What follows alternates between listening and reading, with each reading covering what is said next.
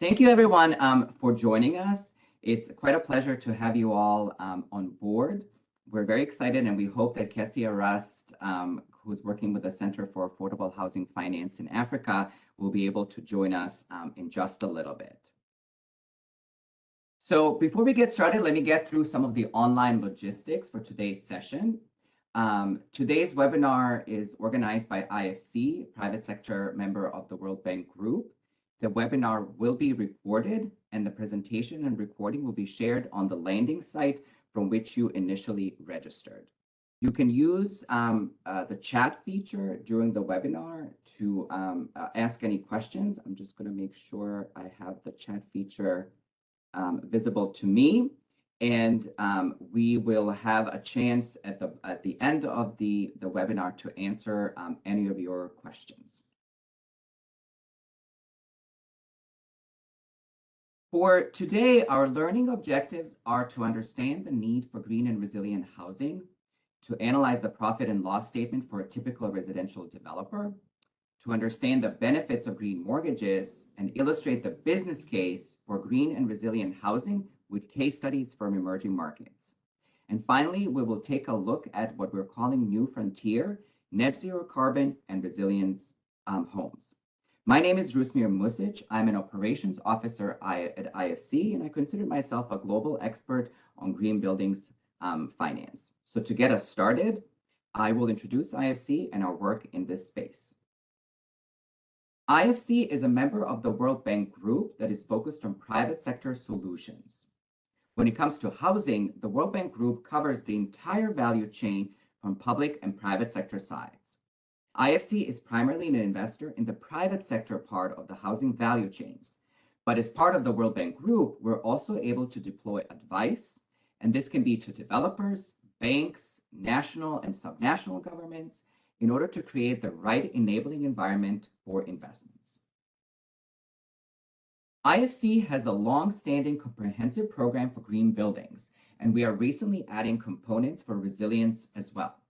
Our approach includes investment and advisory for both financial institutions and directly into the building sector, public policy and enabling environment, and finally, tools and certification instruments such as the EDGE certification program and the Building Resilience Index.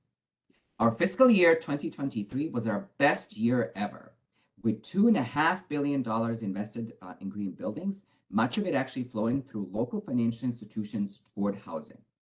IFC also crossed 63 million meters square of certified real estate as the fastest growing certification system in emerging markets. Our experience has been summarized in several peer-reviewed journals, including in the Housing Finance International, as well as in IFC's flagship paper on green buildings. And another flagship paper actually will be released tomorrow. The links to these publications are available on the landing site from which you register for the webinar. So let's now talk about the need for green and resilient homes. We want to look into how much are homes contributing to greenhouse gas emissions globally, and what is the challenge of building homes that will withstand the effects of climate change, like storms or sea level rise. The global need for housing is both contributing to climate change and made worse by it. As we try to address the needs of 1.6 billion people without adequate housing, the building boom is not incorporating sustainability considerations. Residential buildings actually now represent 18% of energy-related greenhouse gas emissions, and it's probably a larger number than most people realize. You probably are thinking of power plants or transport or industry, but a lot of the GHGs do in fact come from buildings. The gap between the actual climate performance of the construction sector and the necessary decarbonization is in fact widening. So these emissions are adding to the pressures of climate change, like storms, rising seas, and droughts. In Africa, sea level rise will cost Tanzania an estimated 200 million per year, and in Egypt, this number will be a staggering 850 million per year. All of this could create 140 million climate refugees, which will be displaced by weather and rising seas. So on top of the inadequate housing that we already have, we now will have to provide housing for these climate refugees who will have to move. Those lucky to have a roof over their head can spend up to 25% on their income on utilities. This means that homes cannot be truly affordable unless they are resource efficient. Because of this cycle that reinforces itself, the homes we build must be both efficient and resilient. Otherwise, we risk whole communities being literally washed away in storms and rising seas. The good news is that there's a very strong business case for green and resilient housing, from faster sales that develop benefits, to lower default rates that for borrowers that benefit banks, to savings on utility bills for owners and renters, to less utilities needed to be provided by governments. And we'll touch on these drivers during the showcase of the case studies. So now you may ask, does IFC have examples where this has worked well? And in fact, we do. Our best example is probably in Colombia, where we saw a complete market transformation in just a few years. From almost no green buildings of any kind, let alone residential buildings, we now have 26% of all new construction certified as green. The slides you see are old, and the number from a few years ago that was 21% has now gone up to 26%. Almost 12 million meters square of residential space has been certified. That's 160,000 units, and almost 62% of that is in affordable housing. We have a number of resources on our story in Colombia, including the latest video profile by BBC, which you can find from the link below once you get the presentation materials. So we talk about green and resilient buildings and some of these new frontiers. So let's actually define these terms.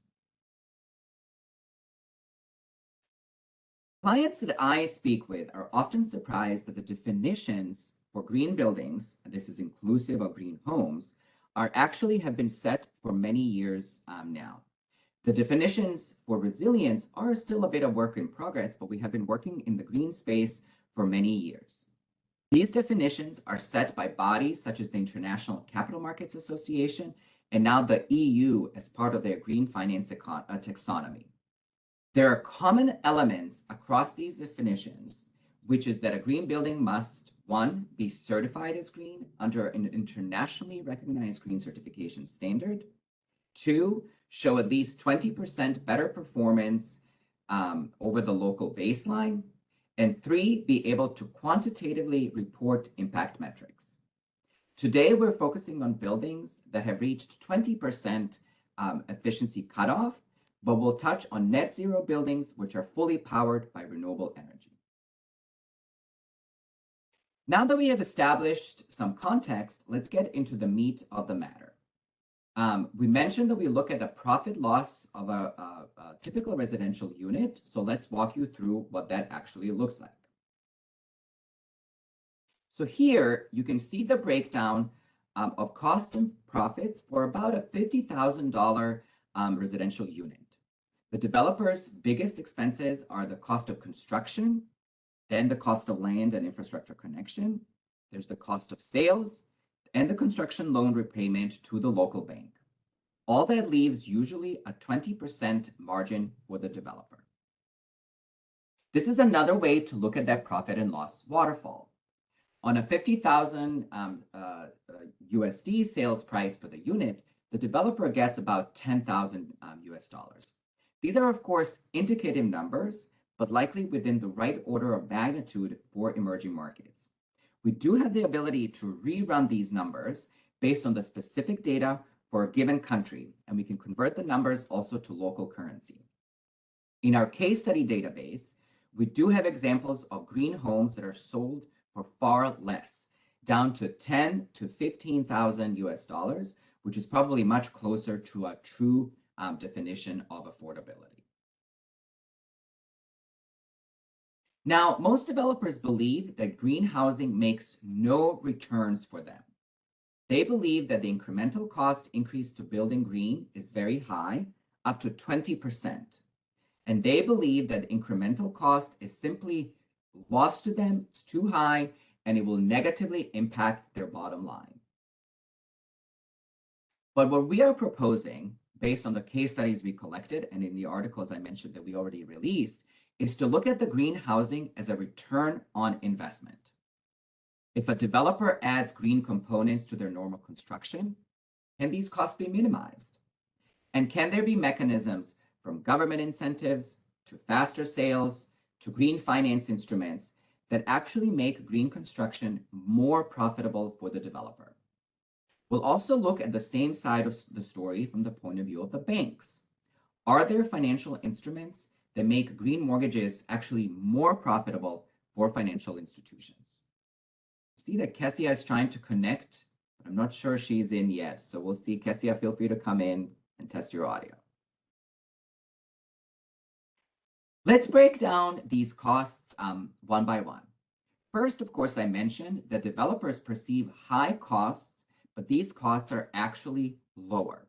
So I'll share with you the case studies that we have already developed and how IFC is helping developers to minimize incremental costs. From my point of view, the perception of high costs, it's probably one of the biggest barriers for adoption of green homes. Developers often think that this will cost them 20 or even 30% more. But IFC has been collecting experience from developers from across the world. And they tell us that they're keeping the costs down by incorporating passive design, and then they're doing it early into their design process.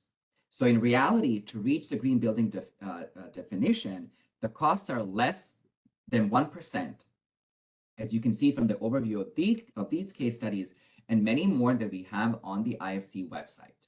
Again, this is to reach the 20% resource efficiency, but we do have case studies where developers and financial institutions have been able to reach higher levels of efficiency all the way to net zero carbon. Let me give you a deeper dive into Vinte in Mexico.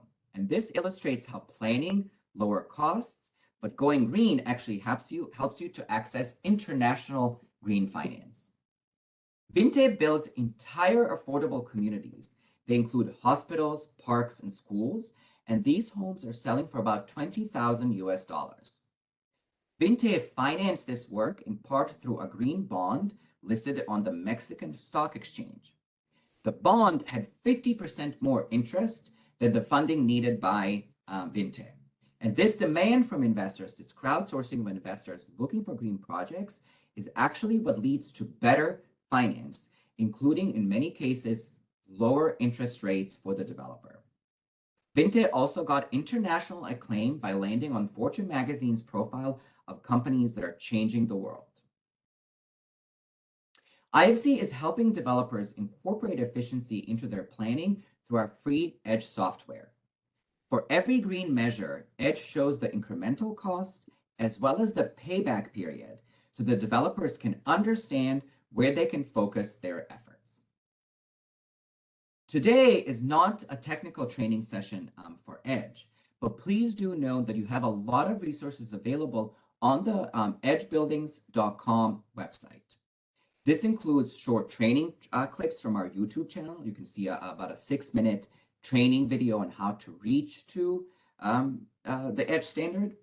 You can find out project studies that will give you the technical elements that every single project has achieved, as well as the Edge expert training and other events. And we're profiling here our Spanish language training taking place in Mexico. And we can, of course, launch bespoke training for you as well.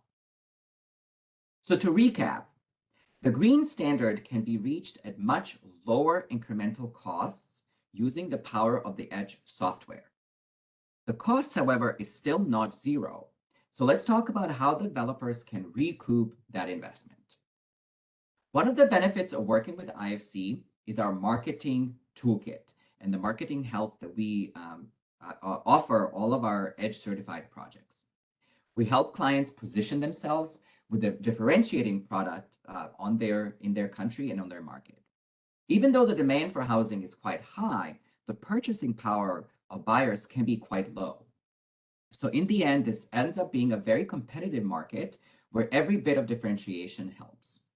One case study we have is Recouping Homes from Ghana, whose marketing strategy included on-site billboard, and project study launched on the IFC website, as well as a social media campaign. The CEO has given statements that he believes that green building considerations will indeed rank high on purchase decisions by all prospective buyers. The differentiated product doesn't mean just a lower cost of sales when it comes to marketing. It also can mean faster sales.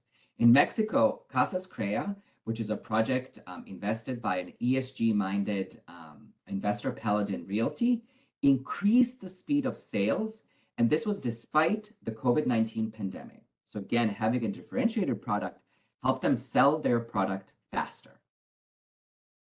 Faster sales can also mean more sales. This is a graph that was shared with us by Vinte, and it shows that they are clearly outshining their competition by differentiating themselves as a green developer in the Mexico market, and they're able to sell more. Those faster sales ultimately can mean lower cost of financing. In Vietnam, Capital House reduced their overall financing costs by 3%. So now I'm going to ask, how did that work? Capital House invested about 1% extra in their green construction, and they managed to achieve 30% resource efficiency for their buyers. Then they partnered with the IFC on a branding partnership. You can see in the back upper corner, the IFC and the World Bank Group logo that they displayed in their model home apartment. And every certified project is able to use these elements for their promotion. And they actually even launched a media campaign. This increased their speed of sales by 20%. By selling their apartments faster, Capital House was able to repay their loan faster. And faster repayment of their construction loan means lower total financing cost. So their return was 3% on a 1% investment to achieve the green certification standard. So to recap in our profit and loss waterfall, a branding partnership with IFC can lower the cost of sales through better marketing. And with the faster sales cycles, the developer can repay their loan faster and lower their cost of finance. In this case, there's actually a significant margin increase on the back of just a small investment in green. So what we're saying is, this is an example of something that developers saw initially only as a loss, but it turned out that it had multiple benefits back to developers, actually increased their margin. And so to clarify, we're going to go into why buyers are actually going for these green properties, and we'll explain what actually makes them so attractive. There's some great questions coming through, and I will definitely answer them in the end. We have credible evidence that green homes do save buyers and renters on utility bills. In the case of International Housing Solutions in South Africa, that savings actually equaled a whole month of rent over the course of the year. This was on their rental portfolio. In a different project from South Africa, this was also covered by the BBC. Residents spoke how lowered utility bills allowed them to divert their money into food and clothing or towards saving for an upgraded apartment as they were growing their families. So the IHS marketing basically boils down to, why would you live anywhere else when you can live with us? Let's now talk about how this idea of the utility saving can actually open a possibility for financial innovation, because the banks may actually be able to monetize this saving. And that's exactly the idea. Homeowners living in green homes have lowered default rates. Why? Because they have lower utility bills. And they put that saving in part toward the repayment of their mortgage bond. The difference is quite statistically significant, 30% lower. And the degree of efficiency actually also matters. More efficient homes are at a lower risk of default. And this indeed opens up the possibility of financial innovation by the banks. IFC is working with many banks that are providing financial or technical incentives to either developers or mortgage buyers, or sometimes both, in order to go green. Why are they embracing green? Because these banks see green, one, as a less risky asset. Remember, lower default rates mean that this is a better product for these banks. And they are therefore creating incentives to increase the number of green homes in their portfolio. Much like Vinte, they're interested in growing their portfolio. And so going to the market with a differentiated product is going to help them capture more of it and capture the market share, which is exactly the story that happened with Bancolombia in the country of Colombia. This is a great case study, again, coming from South Africa. And this was a partnership between Baldwin Properties and Absa Bank in South Africa. Baldwin has the largest edge registration in the world, and they're bringing at least 25,000 green units online single-handedly as a large developer in the country. Last I checked, Baldwin had already certified 1.5 million meters square of homes space, but that number is constantly growing. You can see again in Baldwin's brochure in the lower left corner how they are incorporating the Edge logo and the World Bank Group marketing materials as part of their advertising to then differentiate this product.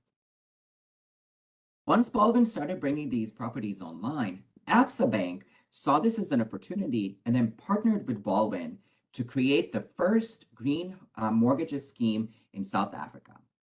Absa provides a rate concession, so this is an interest rate lowering on the customer's mortgage interest. The rate concession does depend a little bit on the customer's risk profile, but it is lower than their normal Brown product.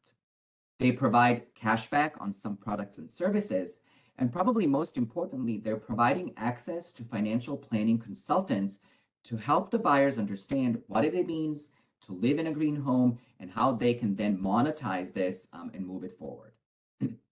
This in turn has led IFC to be able to finance the bank. We actually provided a very large credit line of 236 million USD dollars to Absa, and this is going to finance the construction of new green buildings. This does include some commercial buildings as well as homes, and they're also going to be able to launch new green mortgages. So this is a very, very large a financial investment that IFC was able to do on the back of these very, very innovative products that were coming to the market. Another case study is ProCredit Bank. They work primarily in Europe, but they have been recently expanding in Latin America. The bank is actually certifying their own offices. So if you're listening in and you're somebody from a financial institution, do know that we have a green buildings offer for you to actually retrofit and certify your existing branches and other offices, as well as to construct your headquarters if you're launching a new building. And this too can be financed by a green bond instrument. ProCredit Bank is again interested in growing their presence, and so they're offering an incentive to developers and mortgage buyers. They're offering a 0.5% reduced interest rate, and this is happening on both green mortgages and to the developers. And they're offering education and technical assistance to developers as part of a no-cost technical assistance program, which was done by our certifying partners. So to recap this part of the story, developers are saving on their finance through repaying their finance faster because they're selling their homes faster. But the banks are also providing incentivized loan rates and technical assistance to the developers. So all this leads to significant margin increase and is a powerful profitability driver. So at this point, the only piece of the puzzle we haven't tackled is the cost of land and the cost of infrastructure. So let's look into how can the developers benefit from green buildings in this particular area. This is the part where governments can really help. When we hear government incentives, most people think fiscal incentives, so tax breaks, grants, and others.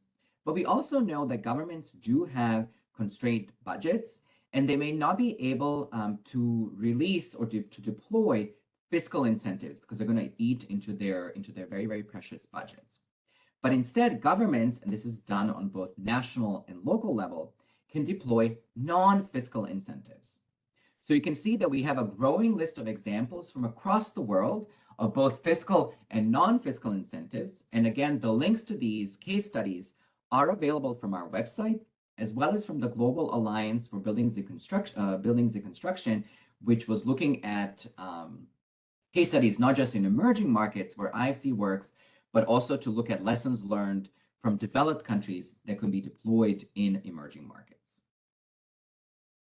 This is a great example of a non-fiscal incentive that really benefited everybody. In Peru, local municipalities are providing a height bonus incentive, and this allows developers to build more apartments on the same plot of land. This delivers multiple benefits. First, for developers, it effectively lowers the cost of land by allowing them to build more homes on the same plot. For governments, it actually allows them to collect more revenue. So not only was this incentive not a burden to them, it actually provided them more revenue because they were able to collect more real estate taxes from additional units. The government was comfortable in launching this incentive because having a lower utility burden meant that even though these buildings were building more units, the utility connection did not have to be stronger. So at least 20% reduction in energy and water meant 20% less connection on the electricity, water, and sewage. And so the government could connect more units basically for the same price of the utility connection, and they were comfortable launching this incentive. The buyers get lower utility costs, and actually the incentive kickstarts a green trend so that consultants and other stakeholders are amassing a green experience and know-how, and it creates an entire green market. This government incentive in just a few municipalities in the capital city of Lima created a trend. And so other municipalities are asking IFC to help them implement a similar incentive. And this has led to at least 1.5 million meters squared of certified real estate nationwide. And again, this is where the financial innovation happens. This creation of stock has enabled IFC to invest in the market. We deployed a 60 million USD green mortgage credit line to BBVA Bank in Peru, and we may not have been able to do that without this particular incentive. Typically, when IFC works on green mortgages, we need to have a creation of stock first in order to have green mortgages. But in this particular case study, the stock creation came through the incentive, and so IFC was then able to work with the banks and deployed the green mortgages right away. In this particular instance, government incentives can take many forms, but the easiest win-win are the non-fiscal incentives. And in our case study, it was the height density, which effectively lowers the cost of land and again positively contributes to the margin increase. Let's kind of put the whole story together. So you can see that we had first a marginal cost increase for green construction. We minimized that incremental cost to be able to monetize on that. And this small cost increase upfront repaid itself in several different ways in the developer's profit and loss waterfall. The developer's margin did not get swallowed by investment in green. Instead, the margin increase was actually 6%. So this is an indicative example with illustrative numbers only. We hope that the case studies we showed you really shows that the real projects all over the world are really building and benefiting from green. And we hope that the waterfall is a persuasive one and shows how developers can benefit from green homes construction. Let's now turn to what we call the next frontier. So we talked a lot about developer-led housing. Let's talk about self-built housing, because we know that that's something that is really happening around the world. And let's also look into how IFC can help informal settlements. The idea behind our approach is that after we have established the business case in formal construction, IFC is piloting the approaches for self-built housing. And we're first working in India to pilot our approach, to work with financial institutions, and to really understand how we can pilot the certification process, which we still is very important and is needed to access green finance, but make it cost effective and able for developers and buyers to utilize. In India, IFC is using, again, EDGE for modeling of the most effective cost efficiency measures that can be implemented by a homeowner building his or her own home. What you will see is that in EDGE, if you've been utilizing it, it is mostly, there's a menu of choices that a developer on a professional scale can decide depending on where their building is and what the most effective ways for them to build are. In the case of self-built homes, IFC has created a pre-populated, if you will, menu of choices. And we're saying if the developer, if the self-built home meets these criteria, and these criteria can be more easily checked by an auditor, then we can certify this home as green and deploy green finance. So the auditor can check against a very simple checklist of technical measures. And if the home has these, then it can qualify for a green loan. This brings the cost of compliance down, but still allows the home to credibly be called green and qualify for green finance. It also teaches the homeowners on best strategies to save them on energy and water bills while still providing thermal comfort in an ever hotter world. One of our worries, things that kind of keep us awake, if you will, in the EDGE program, is the idea that as the world gets hotter, we have to provide ability for homeowners, whether they're sitting in a formal settlements or informal settlements, to be able to cool themselves, to live without thermal discomfort. I came recently from Pakistan, where we know temperatures are going to hit 45 or even 50 degrees Celsius. How can we help people retrofit their homes, build new homes, so that they are enjoying passive cooling measures, in case they cannot afford an air conditioner, or if they have to have an air conditioner, that scale of that air conditioner is going to be much lower, and potentially could be even done with a ceiling fan and not a full-on AC unit. IFC has many transactions now, either closed or being closed in India, including with Avas and IIF Home Finance. And there's some significant investment. You can see that the work with ILF Home Finance was for 100 million USD. We also have many trailblazers around the world who are putting up zero carbon homes. So the idea is that these developers are doing everything they can to have on-site energy efficiency, which means that their homes get the EDGE Advanced label. I talked about our EDGE Standard, which is a 20% efficiency, but the EDGE Advanced label is for 40% efficiency. And through renewable energy, and this is usually on-site solar, and you can see that example here in the Philippines with buildings that have on-site solar. These buildings are able to go fully zero carbon, and they can actually get certified as such. Now, zero carbon invites some more financial innovation and some questions for discussion. So again, if we have folks from banks online, the discussion here is, if these homes have no utility bills, how will the banks treat their risk profile? How can that saving from utility bills be added as a disposable income to calculate the risk profile for a particular borrower? There's a question, would the home buyers be willing to have a slightly higher mortgage, knowing that their energy bills will be included? So far, most of our developers are selling these homes at the same price the other homes coming on the market, but there's a question whether we can have slightly more expensive green homes if we can educate the market properly on what the benefits of these homes may be, and position them really as aspirational, kind of like middle or upper income homes, not just for lower income. That was one of the discussions in our World Bank Housing Conference. So lots of interesting conversation there. Finally, IFC has launched our Building Resilience Index, which is another free tool that can help projects assess, improve, and disclose resilience using global standards. The categories of resilience include climate.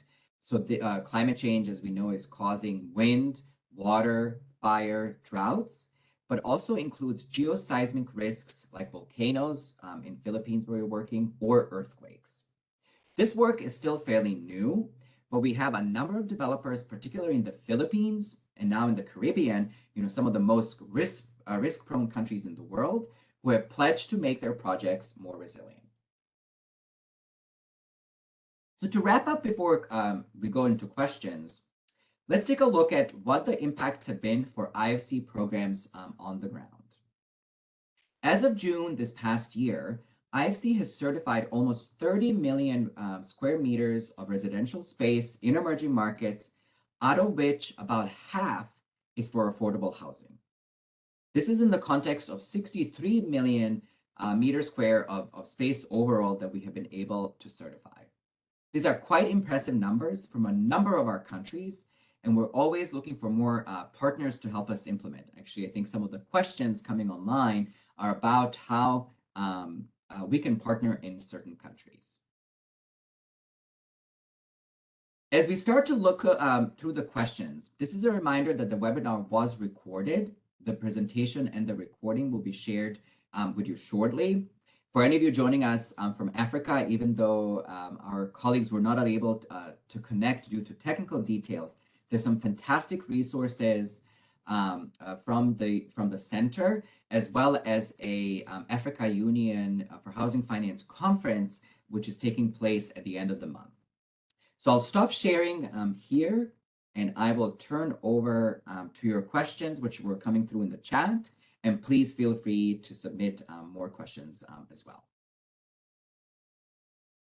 So I think one of the questions is who should we reach out to if we're seeking IFC and World Bank partnership? The EDGE and the Building Resilience program, and now our APEX program for cities, actually has different staff around the world. The best place, I would say, is to send your questions to our email address, and I'm going to put it here in the chat, which is edge@ifc.org. You can tell us what the country is that you're looking into. We do have regional leads, and so if we don't have a program already launched in a particular country, we will then likely connect you to our regional lead. But if we have somebody who is based in the local office in that particular country, we will obviously put you in touch with that particular person. Let's see, there's a question that came from South Africa. Housing provision and financing have a legacy of exclusion, and as such are sectors of where transformation is to be deepened. How does IFC balance these economic imperatives with sustainable housing provision and finance? Is the country's socioeconomic objectives matter in IFC intervention, and if so, how? This is absolutely true. So IFC obviously works through our World Bank colleagues, and we're influencing things like public policy, and as well as regional climate policies as well. So in South Africa, for example, we're working with the city of Cape Town. We're looking at their city and province regulation, and we have also done presentations to the national ministries and others to show them how this is going to be impacting their homeowners.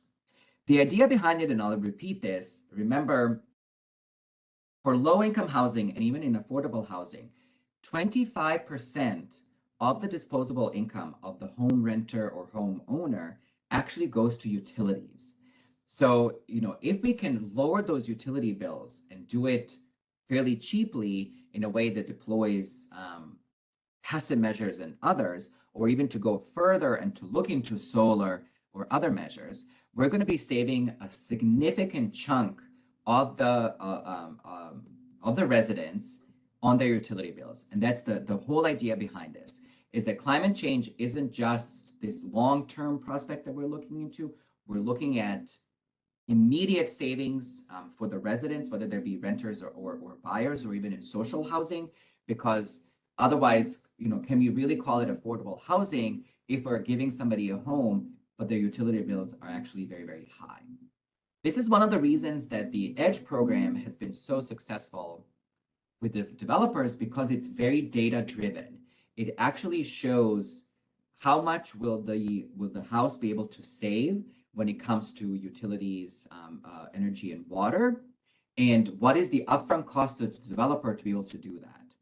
Once that home is certified, then the developer or government, if they're doing like a PPP or others, can have a verified instrument that communicates to the resident what those benefits are. Because without the verified instrument, without the certification, we don't know, what went into the building. And so we want to make sure that the certification is ultimately deployed. And this is where the socioeconomic objectives really matter. We also want to look at the resilience. We know that, I'll talk about again Africa, since the questions are coming from them, is going to be severely impacted by climate change. In my head, I was always thinking about things like droughts or maybe storms, but I don't think I realized how many African cities lie on the coast, and they're going to be impacted by sea level rise. And so with an instrument like the Building Resilience Index, we can help developers or governments, again, through zoning, understand, are these areas going to be prone to risk? If so, can these risks actually be mitigated? Are there things that we can put into place that will ensure that these homes don't get destroyed in disasters? Or do we need to move the development site somewhere else that's ultimately less risk prone? Because we don't, again, want to build something that's ultimately going to be washed out. There's a lot of great questions coming through again. What are we doing in Ethiopia? What are we doing in certain countries? Let us know through edge@ifc.org where you are working. EDGE is available anywhere in the world. So even if IFC doesn't have a specific program by us in your particular country, we can help you bring this information to developers, through other development agencies. Let's say we work with USAID, we work with EBRD, all of the different agencies, and we can educate you even remotely through webinars and others on how to incorporate this in your program. So because the tool is in fact available, and I think I saw a gentleman from Canada as well, the tool is available everywhere in the world. You could certify your home, whether in emerging markets or in developed countries, and we can help you launch financial products, again, everywhere in the world. Let's see, we have a question from Nicholas that talks about green building certification costs are often an obstacle for industrialized construction. And how is it being considered for informal self-built housing?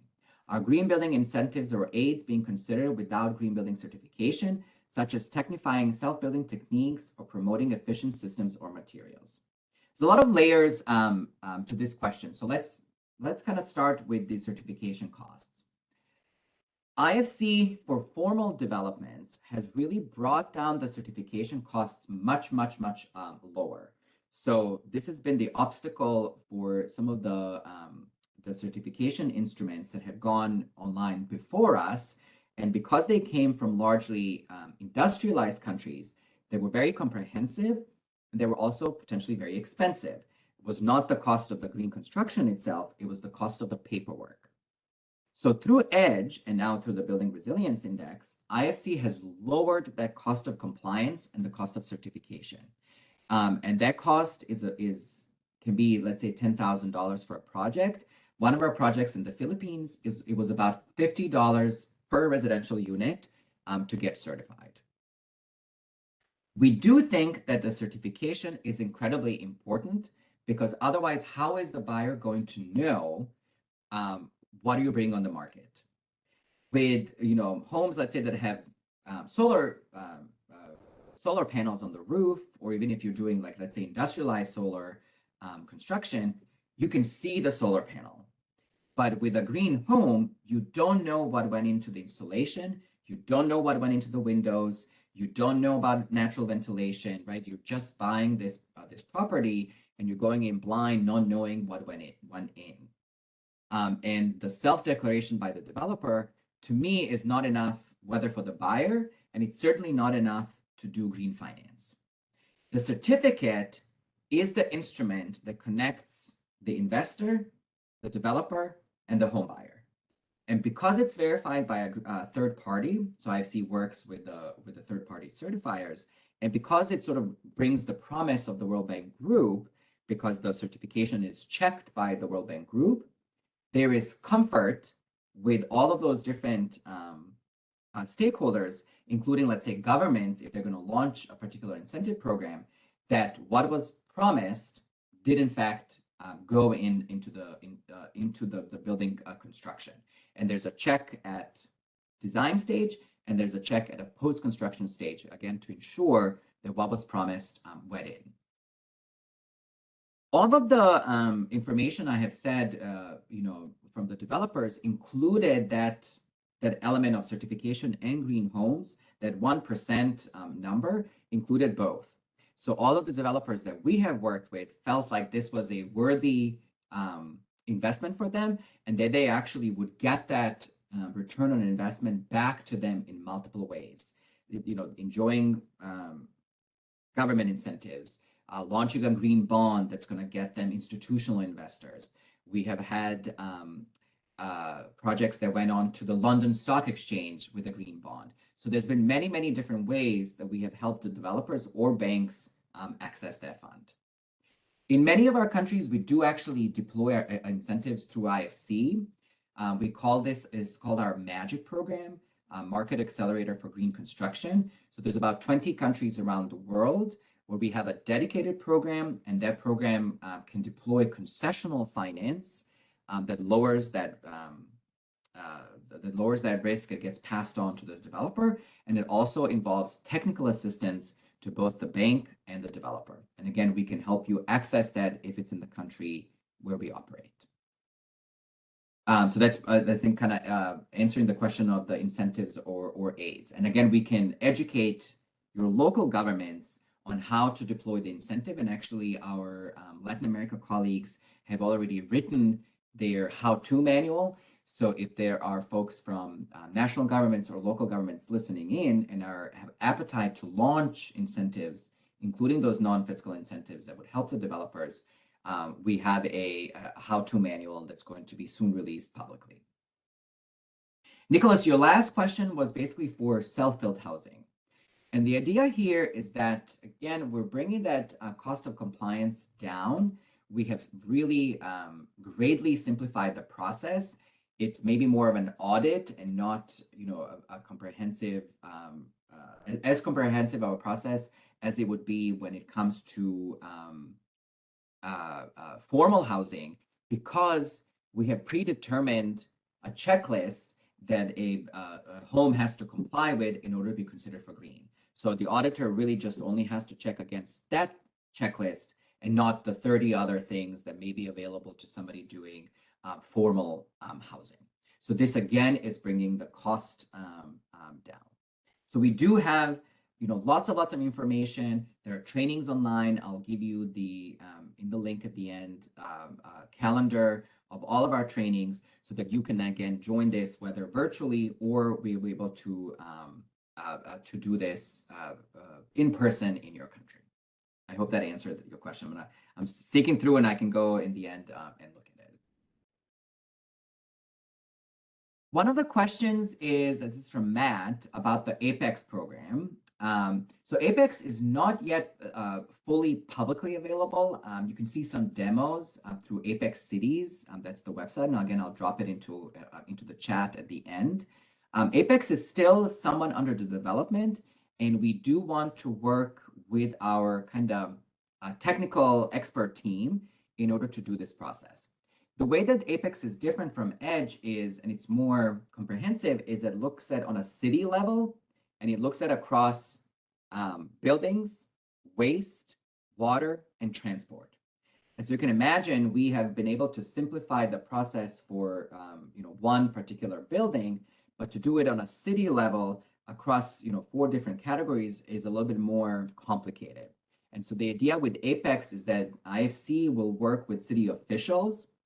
We will either help them develop a plan if they don't have one, or if they have like a technical plan and targets, we can then help them develop a financing plan. This is where IFC is really good, is that it's not just a technical implementation process, it's a financing implementation process as well. So Matt, I would keep signing up and follow Apex on social media, including LinkedIn. If and when we do release the tool publicly, we'll talk about it, but we do a lot of kind of education around case studies and the way to watch what it is that happened. And then if you're working with a particular city, you can reach out to the Apex team, and then we can help you connect to the city and see what's going on. Let's see, Joy has a question on Nigeria. Does IFC invest in Nigeria? A PhD student at University of Lagos working at the intersection of urban justice and affordable housing in Abuja. So Joy, good news is that we absolutely do work in Nigeria. We have our colleague Temi Lola, who's running that program.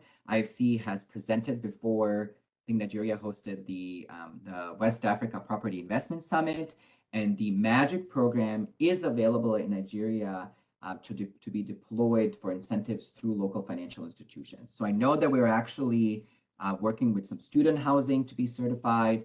We have certified some more commercial properties. I will take a look at some of the project studies, but there's definitely a project there. And you can, again, drop your info to edge@ifc.org, and we can connect you with our colleague, Temi Lola.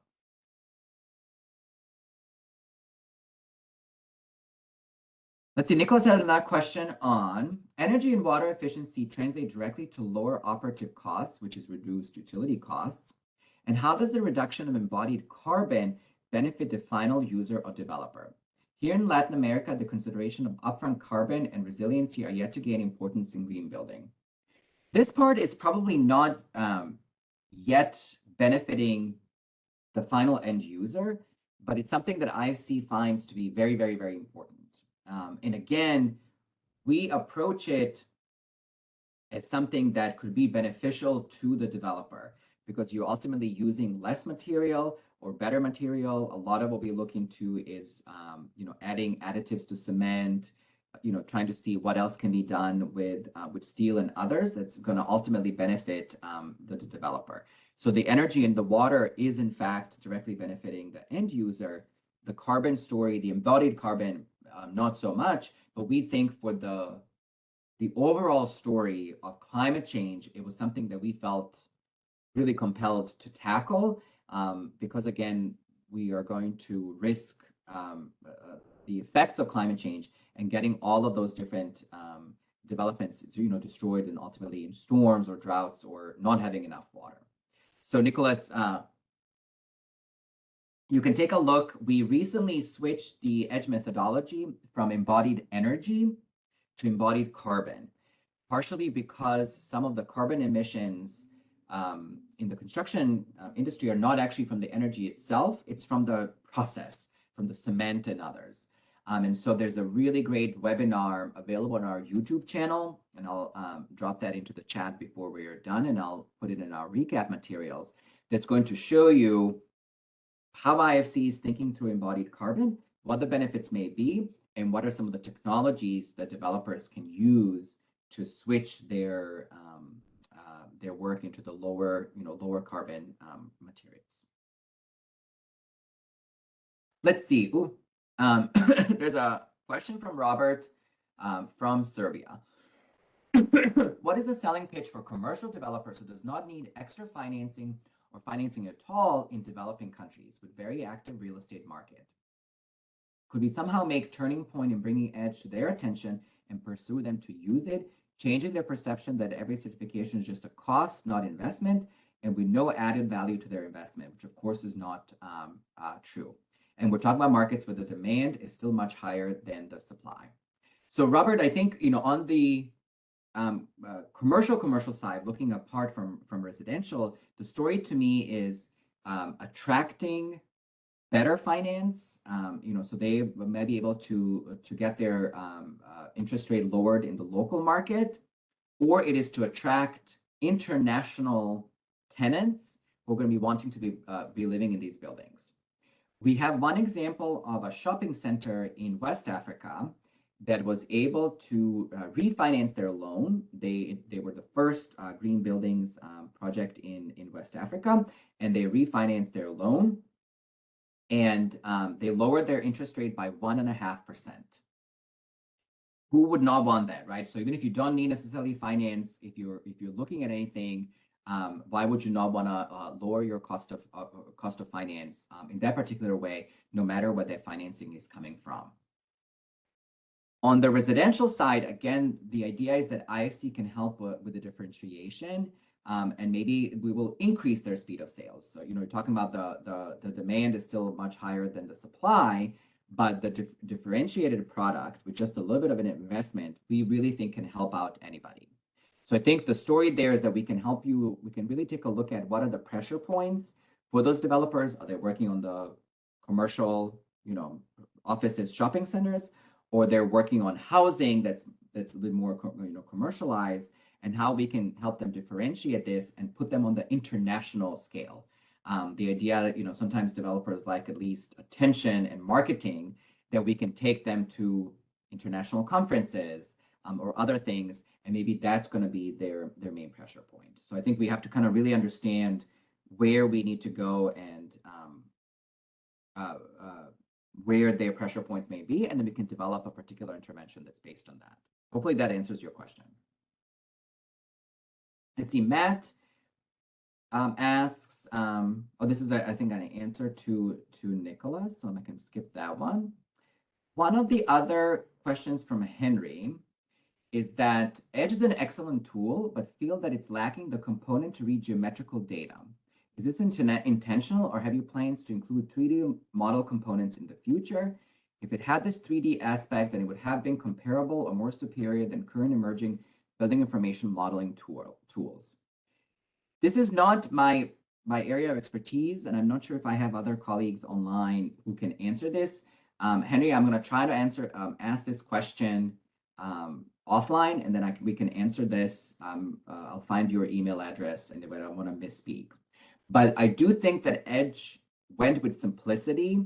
That was really our main idea, is to show to the developers, if they start planning early enough, how they can monetize some of these things in the end. So I think the idea of a very simple interface that had a very strong, robust technical database behind it was always our kind of modus operandi. But I don't know quite where we plan to do that next with the expansion. So we'll double check that question. Mary has a question on, could IFC extend the self-building housing pilot to African cities? A lot of individuals prefer to build than buy in Nigeria, and having access to affordable rates will be a great incentive to scale. We're not going beyond our pilot in India quite yet. I think the idea is that we really want to know that this process works. We want to make sure that we have found the right point of pricing, especially on the process. We don't want our certifiers, and our banks to lose money on this, because there's, kind of a little bit of the administration on that end. Mary, our plan is to make this a worldwide program, but I think for now, we're at least doing a little bit of piloting, and once we have that learning, then we're going to expand. So know that it will be an option. Let's go through the formal housing first. I don't think that we have necessarily fully explained the business case for formal housing, across Africa, and then know that the self-built housing is on the horizon, and then we'll get it.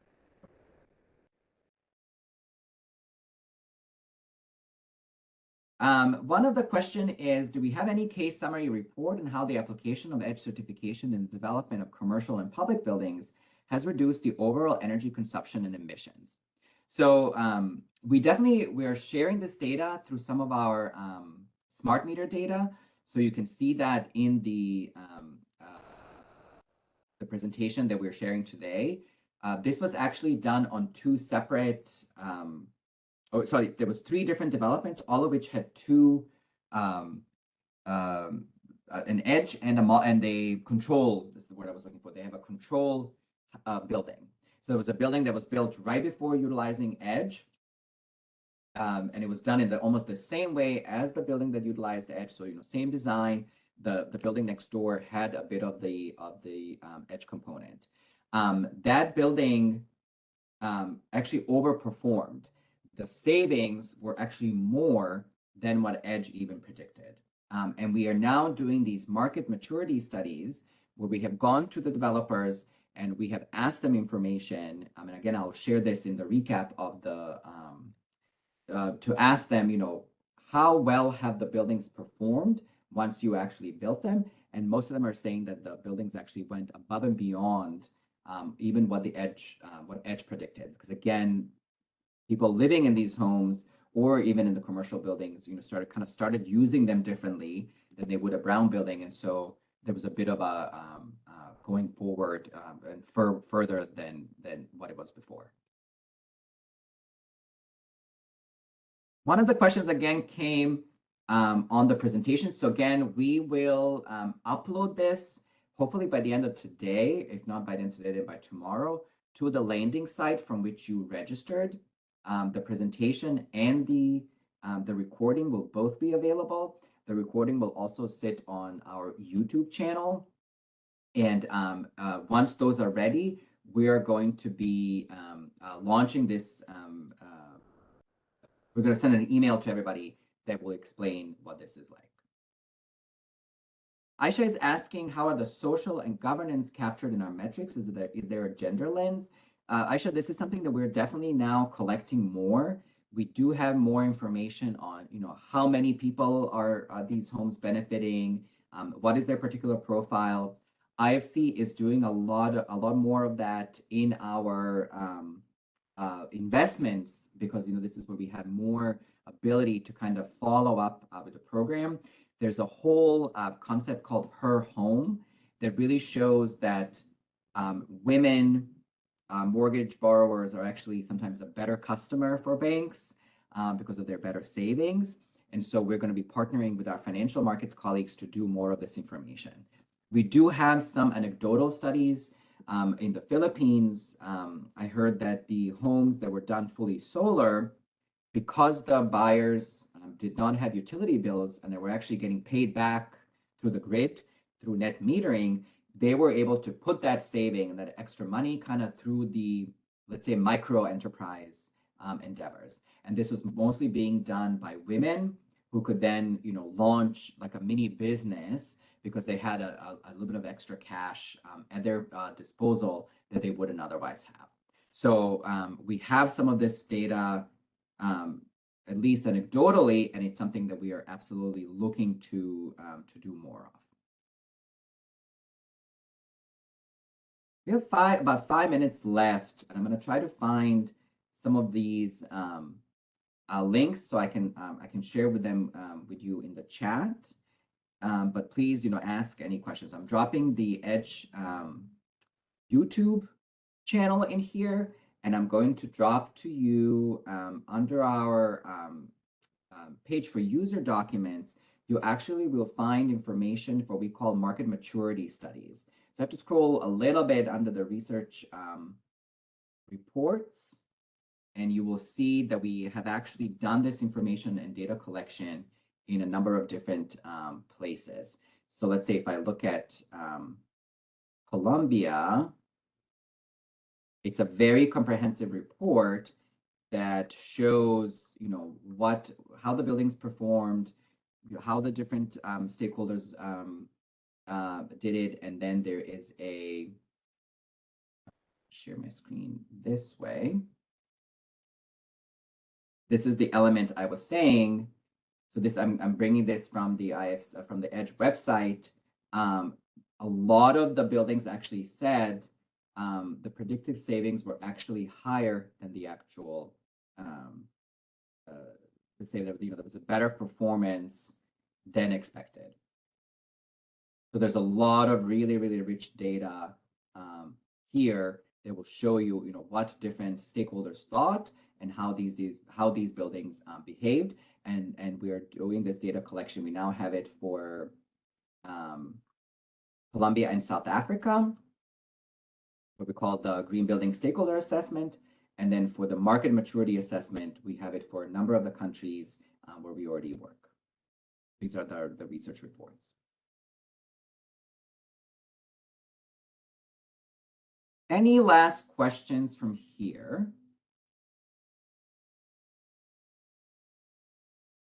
If not, I will. Oh, there it is. Yeah, Robert asked, sharing the Magic Program countries. Yes, so the countries really are on our website. It's the ones where we have the stakeholder assessment. And then again, I will remind you, we will share all of the slides and we will share the recording. It takes us just a little bit to generate everything, and we will put it on our website. So we have to go from one system to another. So you may get the slides, let's say by tomorrow, once all of this information is updated. But you will have all of the info, and I will include a few other links for you to have it available. With that, I will thank you all. You were a great audience. I do want to thank our colleagues in Africa, even though they were not able to join the last minute technical questions. They've been great to promote this. IFC has a lot of great partners around the world that we're working with. And again, if you are interested in partnering with us, please drop a note to edge@ifc.org. Let us know your country, and we will connect you with the right people. Thank you, everybody, and we look forward to working with you to bring green and resilient, affordable homes to everyone around the world.